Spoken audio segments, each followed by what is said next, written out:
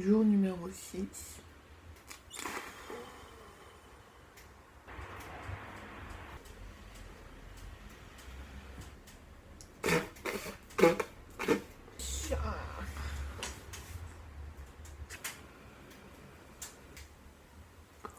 Il est 6h30.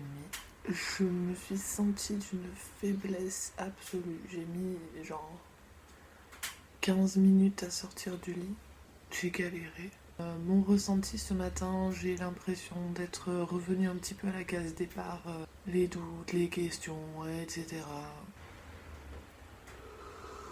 Mais je me suis levée.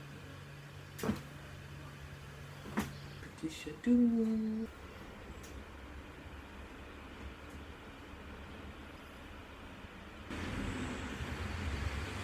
Ce matin, je comate là. Hier, j'ai eu une conversation avec Petite Pâte. Une conversation d'une personne sceptique sur les principes et les notions que je suis en train d'expérimenter en ce moment. Je comprends pas ce qui s'est passé. La différence d'énergie entre hier matin quand je me suis levée et là ce matin, elle est phénoménale. Je pense qu'aujourd'hui, je vais essayer d'y aller easy et je vais travailler un peu plus sur mes croyances et sur ma programmation neurolinguistique, n'est-ce pas? Vous aurez eu l'honneur de découvrir la petite princesse de la maison, Gospel, mon chat. Bilan du Miracle Morning numéro 6. Alors là, j'ai craqué. Alors cette phase de craquage, apparemment, c'est normal. C'est la résistance au changement. Mais franchement, c'est pas facile. Mais je lâche pas, hein. En fait, mon esprit résiste. Et quand on se confronte à cette résistance, On est tous comme ça, comme des Superman. Comme si on avait des super pouvoirs et tout. Donc vous vous mettez à l'aise, confortable, vous êtes bien là? Ok. Alors on va juste faire un truc différent. J'aime pas les bras croisés comme ça, je vous propose qu'on les croise dans l'autre sens, s'il vous plaît. La même chose, un tout petit peu différent. Voilà, vous êtes plus bien. Revenez comme avant. Ah, là c'est mieux, hein. On est mieux. Ok, j'ai téléchargé mon application, vous pouvez remettre vos bras normalement. Donc en fait, ce que vous venez de faire là, c'est ce qu'on appelle en entreprise ou en développement personnel de la résistance au changement. Je vous ai fait faire la même chose qu'avant, un tout petit peu différemment, et vous résistez. Ah non, non, non, je reviens comme avant. C'est plus simple, pas d'effort, etc. Donc là, pour ceux qui vont pratiquer positivité, langage, objectif, etc., ils vont sentir de la résistance au changement dans leur cerveau. C'est normal, jusqu'ici tout va bien. En fait, là, je suis dans une phase où je suis en train de réaliser l'ampleur de mes constructions mentales péjoratives. Et j'essaye d'adopter des nouveaux comportements, des nouvelles manières de faire, de penser, etc. Et je me rends compte que j'ai énormément de difficultés à le faire. Je pensais pas que j'en étais à ce point-là, en fait. Je pensais pas que... Enfin, là, il y a un petit peu tout qui est touché. Je prends conscience de l'ampleur, de la taille de mon orgueil.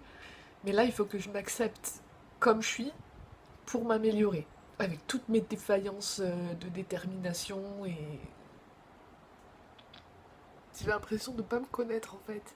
Parce que je pensais que je m'appartenais, que je pouvais, comme ça, en un claquement de doigts, changer complètement de comportement, parce que je m'appartiens, parce que je suis libre de décider ce que je fais, comment je le fais, etc. Mais je réalise que non en fait. J'appartiens à la réalité que j'ai construite sur la base de mes expériences. Et j'appartiens à mon environnement en fait. En fait, là, je voulais montrer que c'est pas facile de changer.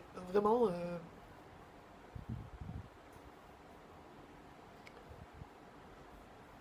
c'est super dur. C'est super dur. C'est trop dur. Là, il y a un très gros ménage à faire.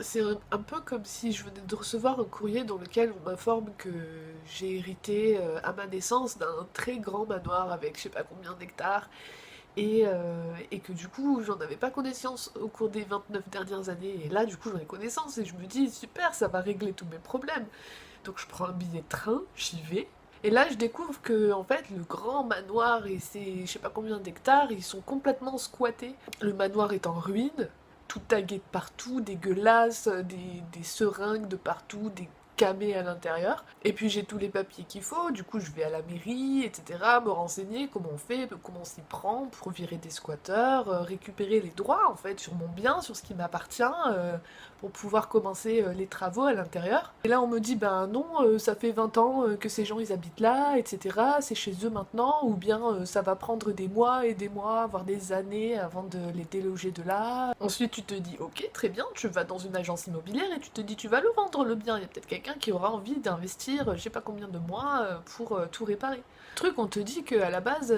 il est estimé à je sais pas combien de millions d'euros, et là, en l'état, eh ben, il est estimé à 1 centime. Et là, tu te dis merde, c'est soit j'attaque le combat en justice et j'y consacre des mois et des années pour virer les squatteurs et refaire tous les travaux toi-même, soit tu laisses tomber. Là, tu reviens dans la réalité et tu te dis attends, ce manoir, ça représente quoi? Ça représente ta vie? Donc si ce manoir, c'est ta vie, tu fais quoi? Si tu laisses tomber, il se passe quoi? C'est ta vie ce manoir, putain. Tu vas pas laisser tomber ta vie. Ça va mieux. Journée super bizarre, super space, pas du tout productive. Je crois qu'en fait j'étais fatiguée, j'avais besoin de... J'ai un peu pété un plomb. En fait, je me sens en sorte de décrochage. Alors, est-ce que ça va mieux parce que je suis en train de retourner dans mes schémas classiques? Ou simplement je lâche prise? En fait, là, aujourd'hui, je crois que... Ah, je crois que j'en avais un peu marre. Me rebooster un petit peu.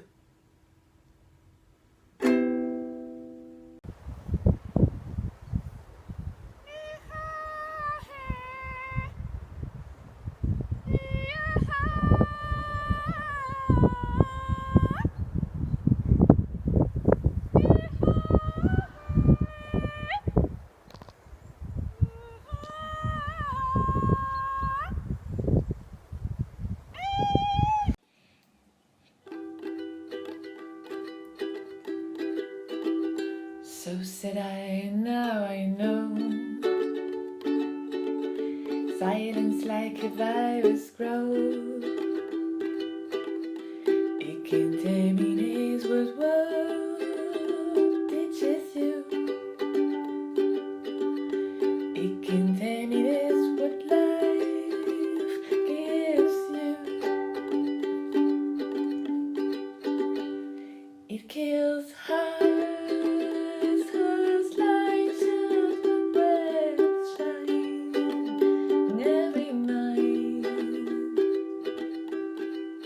Merci d'avoir regardé cette vidéo. Bisous!